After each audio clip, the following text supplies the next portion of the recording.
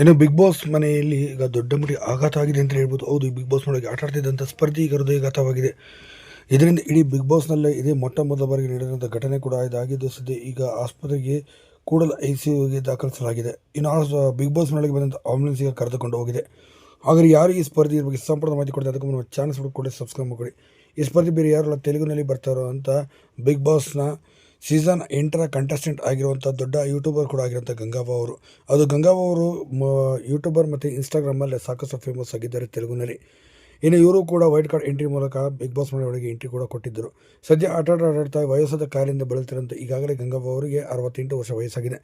ಇದೇ ಸಂದರ್ಭದಲ್ಲಿ ಆಟದ ತೀವ್ರತೆ ಸ್ವಲ್ಪ ಇದಾಗಿ ಅವರಿಗೆ ತೀವ್ರ ಎದೆನೋವು ಕಾಣಿಸಿಕೊಂಡಿದೆ.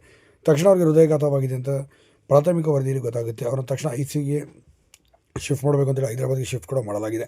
ಸದ್ಯ ಹೆಚ್ಚಿನ ಚಿಕಿತ್ಸೆ ಕೊಡ್ತಿರೋಂಥ ಈಗ ಗಂಗಾಬ ಅವ್ರನ್ನ ಯಾವುದೇ ಕಾರಣ ಇಲ್ಲದೆ ಎಲಿಮಿನೇಟ್ ಕೂಡ ಮಾಡಲಾಗಿದೆ. ಏಕೆಂದರೆ ಅವರು ಮುಂದೆ ಈಗ ಆಟ ಆಡೋಕ್ಕೆ ಸಾಧ್ಯವಿಲ್ಲದ ಕಾರಣದಿಂದಾಗಿ ಇದೇ ಕಾರಣವನ್ನು ಇಟ್ಟು ಗಂಗಾಬ ಅವ್ರನ್ನ ಎಲಿಮಿನೇಟ್ ಮಾಡಲಾಗಿದೆ. ಗಂಗಾ ಅವರು ತುಂಬ ಅದ್ಭುತವಾಗಿ ಆಟನೂ ಕೂಡ